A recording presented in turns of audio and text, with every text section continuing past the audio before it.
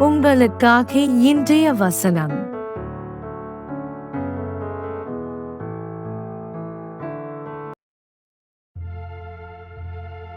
நீ வலதுபுறத்திலும் இடதுபுறத்திலும் இடங்கொண்டு பெருகுவாய், உன் சந்ததியார் ஜாதிகளைச் சுதந்தரித்துக் கொண்டு பாழாய்க்கிடந்த பட்டணங்களைக் குடியேற்றுவிப்பார்கள்.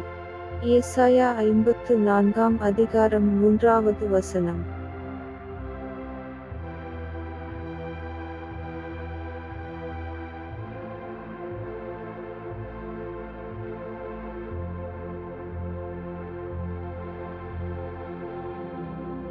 ஆமென்.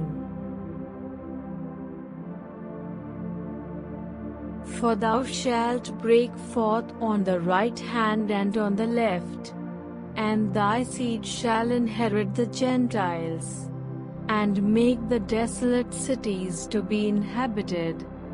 Isaiah chapter 54 verse 3.